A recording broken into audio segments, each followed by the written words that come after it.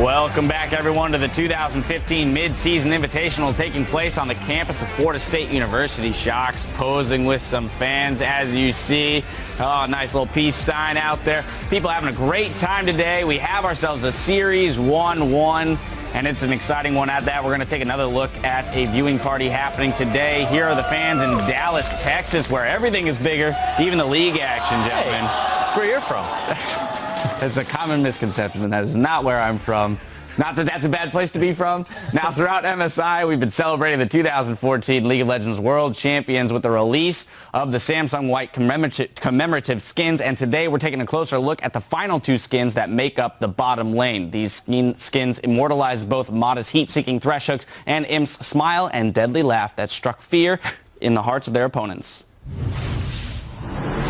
솔직한 마음으로는 지금 저 잔디에 누워 뒹굴고 있어요.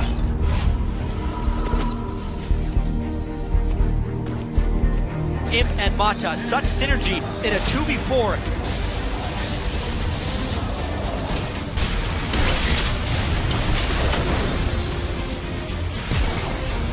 The MVP of the world, Samsung White, the 2014 World Champion. Now, these skins will be available along with the rest of the Samsung White squad starting on May 14th. But turning back to the matchup at hand, SK Telecom and EDG are tied at 1-1 going into Game 3. SKT are leaving Easy Hoon in the mid lane for this third game. Yeah, I think a lot of this is just the different play styles from the team, because Game 1 you saw SKT up against EDG, making EDG play SKT style. The slow, they got ahead early, and they were like, all right, late game is where we're going to bring this out to. EDG is not going to have that hectic early game.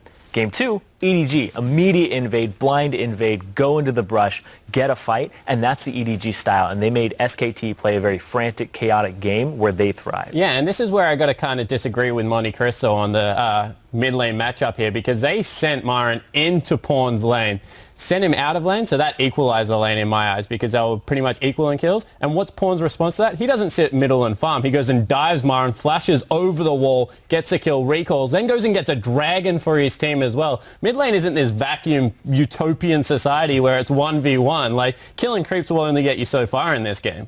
Well, matchups aside, though, in every best of 5 and even best of 3s, tendencies come out. And that's why it's a whole nother monster than best of 1s. And the one pick that has really stood out for me has been the Annie. Both teams have really prioritized this pick. And what does Annie bring to the table that these other supports don't have? Well, she has a guaranteed high damage engage that just other champions do not pack. The Alistar was one that was banned out Game 1, but it's still not quite the same thing as Annie, as well as having a really dominant laning phase with the opportunity of going for a really strong 2v1 and invade. I think this pick is going to be either first picked in one of these games, whether it's the purple side or the other one, or banned. I cannot believe it did not come out before this. Mako played more Annie games during the season than anything else. He had 14, next highest thresh on 12, and it was a staple in the bans against him. He's so good on it. Couple that with Wolf's tendency to overextend for vision, I think that it's just such a brilliant pick to bring into the series at this point. Yeah, and if you look at the lane, just during the laning phase, it's the only one of those hard engaged champions in teamfights that actually has harass pressure without going all in during the lane. Another cool thing about Annie, though, is the fact that unlike Sejuani, where Sejuani pretty much forces a mid lane to take cleanse, the mid laner cannot afford to take cleanse against somebody who isn't even thinking about going to the lane. But when you start grouping up, she's wishing, the mid laners are wishing that they took cleanse against a champion. Well, a lot of action so far in this series as we head back to Rivington, Jat, and Deficio. Clearlove isn't putting much thought into his team's loss to SKT in the group stage, and thinks that in a best of 5, EDG has a strategic edge. 我觉得因为输给 SKT 那一场是 BO1 嘛，我觉得就是 BO1 有很多可能性，所以说输了，而且小组赛输了也就是不是很特别重要。但在 BO5 的比赛里面，我觉得 EDG 是能赢 SKT 的。 We've also heard previously from Clearlove in interviews that this tournament would allow them to really make adequate adjustments to things they need to make with the team. A few things hit them coming up in the patches, but it seems like they've righted all those wrongs. And now facing SKT in the finals, we got Game 3. Just got a Game 3 here. Last game, you can't really expect to get 3 kills on level 1 again from EDG, but they showed how they could keep control of the objectives. SK Telecom did what they could to get back in the game. Now, new pick and ban phase. SKT is back on blue side. Last time we saw them ban the likes of LeBlanc, probably going to do the same. Thing is, Hecarim as well. Every single time EDG has faced SKT in this tournament, I feel like their pick and ban phase has improved. Group stage, Edward Gaming got crushed. Game 1, I think they split, and I think last game, Edward Gaming was able to come out on top with a bit of a surprise and read on SK Telecom. Now's the chance for SKT to kind of bounce back in the pick and ban. That's the thing. We talked about how SKT's comp in the last game was just so hard to pull off, because if you didn't get to the carries with Wolf and his ulti on Leona, you couldn't simply take them down.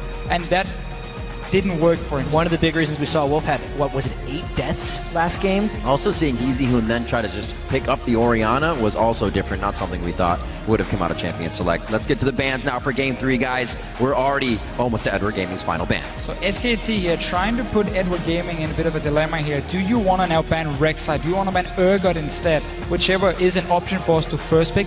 Azir as well is open, and with Cassiopeia being banned away, that is a legit early pick that you can take for someone like EasyHoon in the mid lane. So I feel like there are a few good options for them.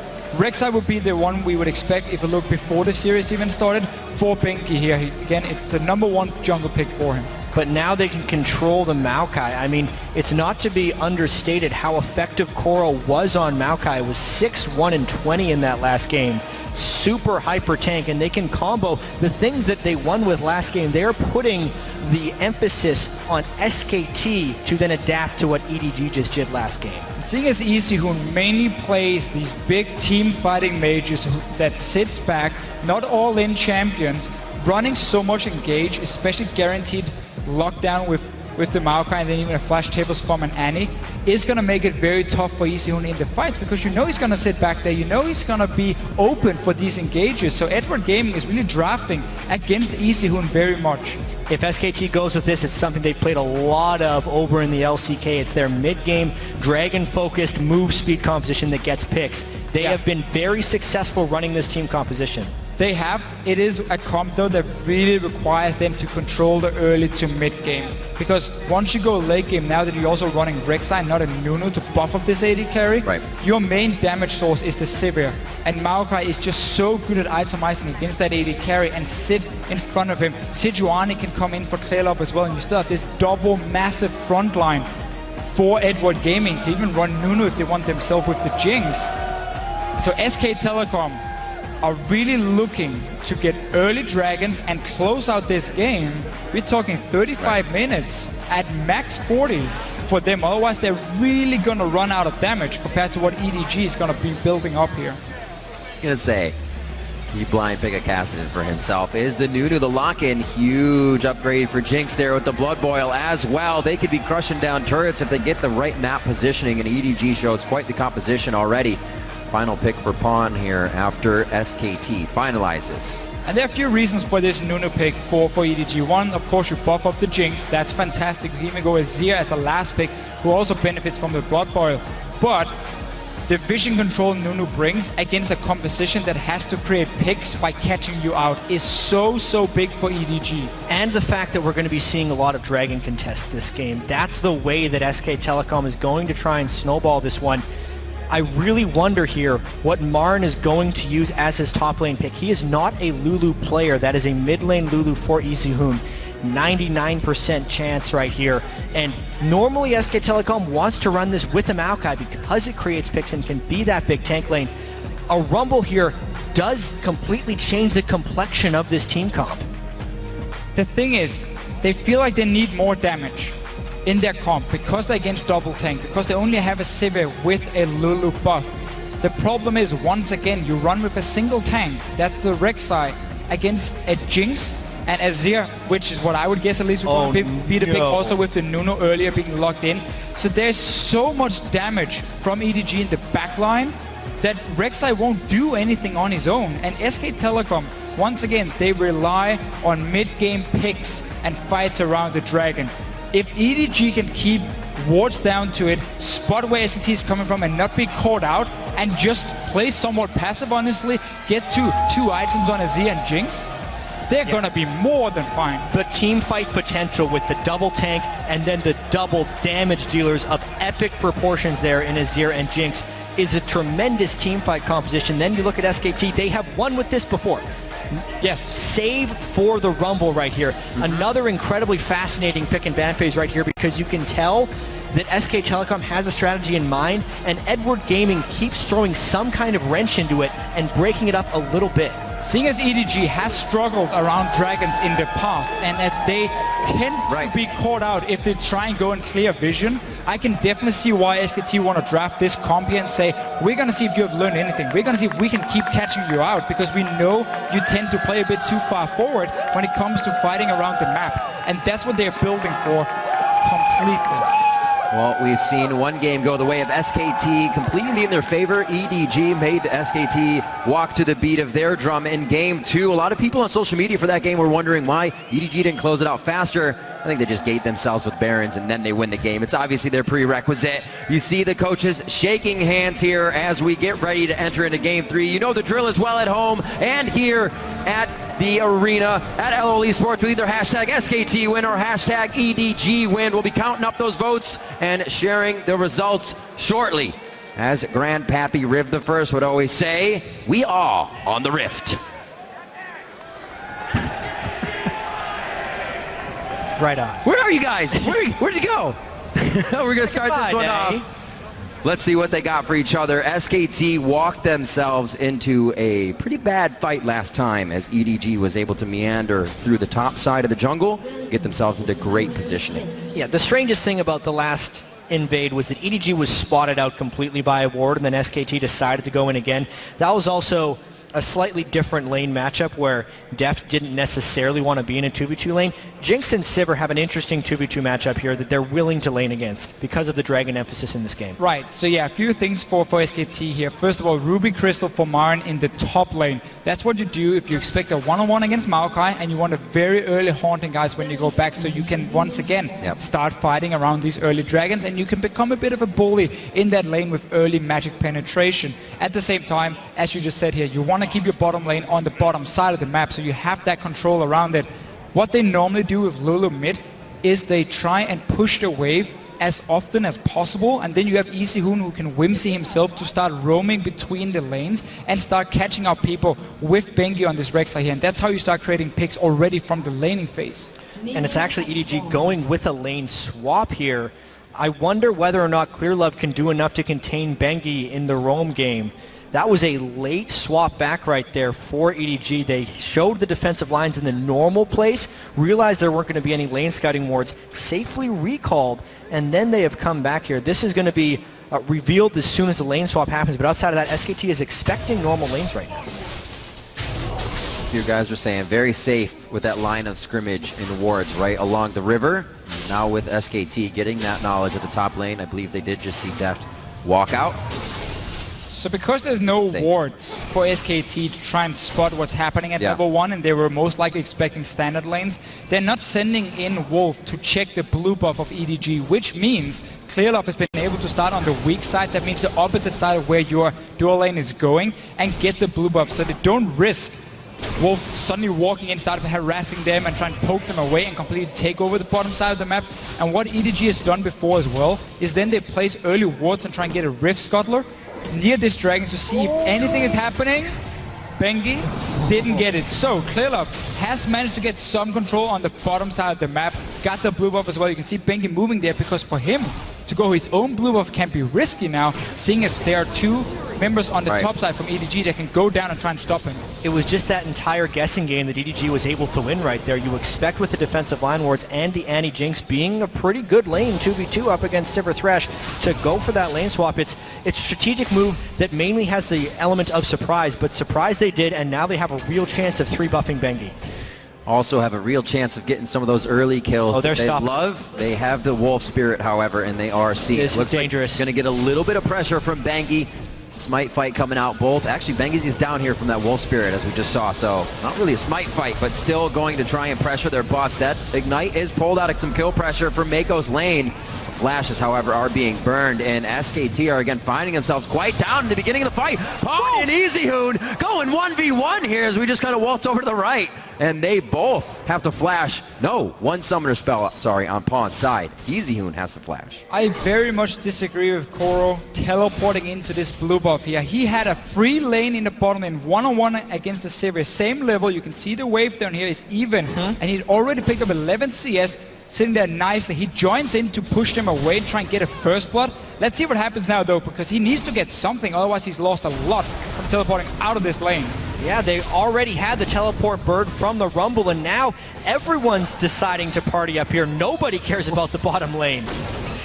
All right, we're going to see who can come out of this one better now. It's pretty much making those adaptations mid-game here. We're only 5 minutes in, and we really don't even have lanes just yet. Koro and Pawn still in the mid lane now as he's low on mana. They need to stop these from going right into the turret. Bang is going to try to make that happen immediately, though. And what pressure here coming in from SKT after that jungle invade from EDG. SKT needs to send someone bottom lane because... Immediately. There's a 3-wave stack down there. Yeah, what Bang did was the wave was pushing towards him and he just left it there and roamed to the mid lane because he wanted to see if he could join for some of the action. This also means Koro is losing out on so much farm because all these minions have killed a few waves. Now Bang will return down. I think he only lost maybe 1 or 2 of the melee ones, so he's gonna get most of it and the cannon as well. So he will lose some of the farm. But the main thing for him is because Koro teleported away from this lane, he's not been getting a bigger lead over Marin, who was stuck up here in the 1v2 early on. He now has help from the Thresh and he can start picking up some farm. EDG putting so much value on a simple blue buff. Great job pretty much all around. Figured Bang would be down in CS. He picked up enough and still equaled out to Def farming in the top lane. Still just about even in gold as well, so really a lot of summoners and a whole hoopla for the early part of that game. Yeah. Not to get too much. It ends up being kind of even. Although EDG had the opportunity to pull an experience advantage, they just would have had to give the blue buff over, which would allow Bengi maybe some control over that side of the map.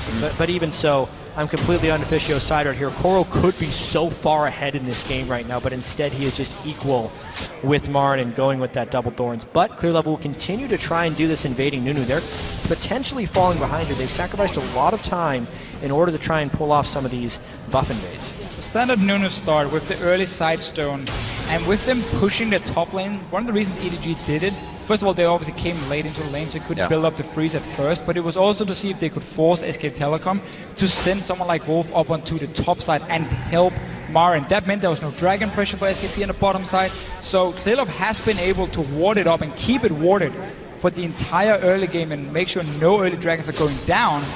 But now both top laners picking up quite some farm in these lane swaps here. Wolf is down on the bottom side now. Pawn almost finding himself in a 3-pronged attack from the mid lane, but it looks like they're going to get a rotation towards the top side here. Mako just on the backside of Deft.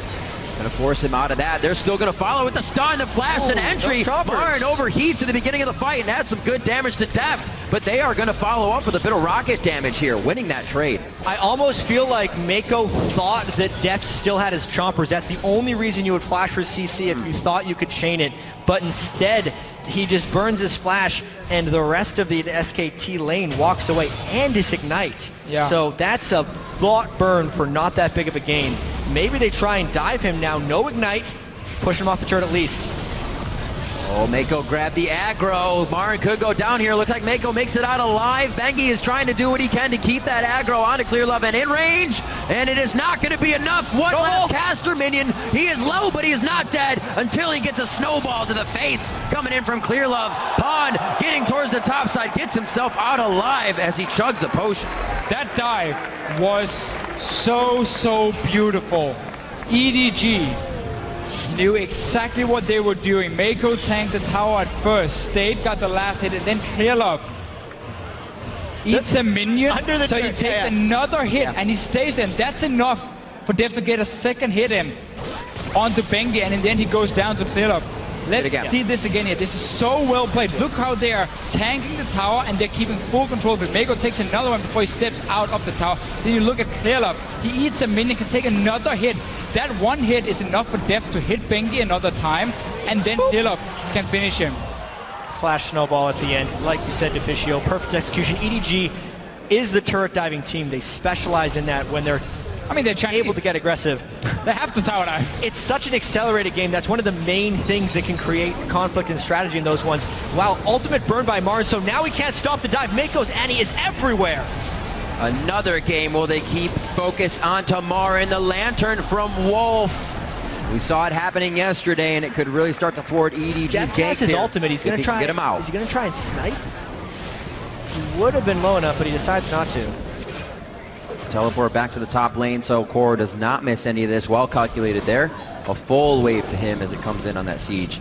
And we'll have now Bang backing in the top side. With that much gold. He's going to spend it out, get an Avarice. EDG making up for that early teleport here. Koro has now been just sitting and farming in the lane while they went up to dive onto Marin. He lost a lot of minions on the tower, went down for it as well. First Dragon, EDG has kept control on the bottom side, and they just kept pushing aggressively on the top, trying to pull as many members from SKT up there as often as possible. They are playing this early game very, very well, and SK Telecom needs to show they can react now and adapt to what's going on, because the early start they were supposed to have with this comp is not there. And the only thing that could have gone better for EDG is if the double kill didn't go over to Nunu. Clearlove won't be able to translate that into the damage. You really want the two carries of this EDG team to grow, but they will grow naturally as long as they can keep this farm even.